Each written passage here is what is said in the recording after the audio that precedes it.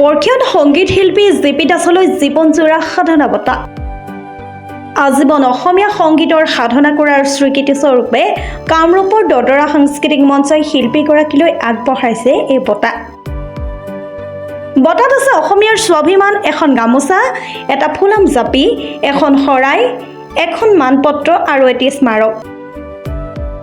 একেটা অনুষ্ঠানতে উদ্যোক্তাসকলে কেক কাটি উদযাপন কৰে শিল্পীগৰাকীৰ ৮০ বছৰীয়া জন্মদিন। উল্লেখ্য যে দদৰা সাংস্কৃতিক মঞ্চই এইবাৰ আয়োজন কৰিছিল ৫ দিনীয়াকৈ সাংস্কৃতিক কৰ্মশালা আৰু কলা মহোৎসৱ। কৰ্মশালাত অংশগ্ৰহণ কৰা ২০০ শতাধিক ছাত্ৰ-ছাত্ৰীক সংগীতৰ প্ৰশিক্ষণ দিছিল শিল্পী জেপি দাসৰ সমন্বিতে মৃণাল কান্তি মেধি, কল্লোল বৰঠাকুৰ, বিমান বৰুৱা, শৈলেন গগৈ, মৌচম বৰা আৰু মনদীপ দাসে। কলা মহোৎসৱৰ লগত সংগতি ৰাখি শিল্পীগৰাকীয়ে উন্মোচন কৰে দুখনকৈ কাব্যিক গ্ৰন্থক্ৰমে ভাস্কৰ জ্যোতি দাসৰ যৌৱনৰ ছন্দ আৰু সনাতন বৈশ্যৰ আৱেগৰ গান ৩। তাৰ পিছতে শিশু শিল্পী আনিষ্কা শৰ্মাৰ ৰঙিলী পখিলী গীত উন্মোচন কৰে শিল্পীগৰাকীয়ে।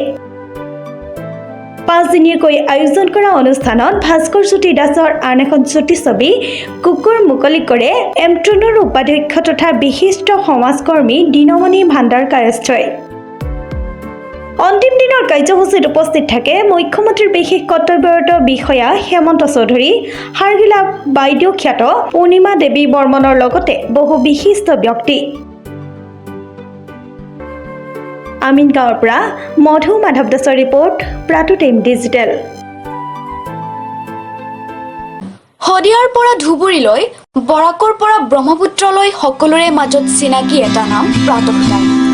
থলুৱা ভাষা, কৃষ্টি আৰু সত্য বাতৰিৰ আধাৰত প্ৰতিষ্ঠিত খবৰ প্ৰাতঃ টাইমৰ প্ৰতিটো বা বাতৰি পুংখানুপুংখভাৱে চাবলৈ Facebook, YouTube, website, Twitter, Instagram আৰু ব্লগাৰ পেজত লাইক আৰু ফ'ল' কৰক।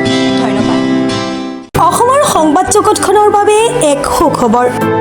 আপোচবিহীন ৰাইজৰ কণ্ঠ সাপ্তাহিক কবচ নৰূপ নসাজেৰে পুনৰ এবাৰ অসমৰ ৰাইজৰ মাজলৈ।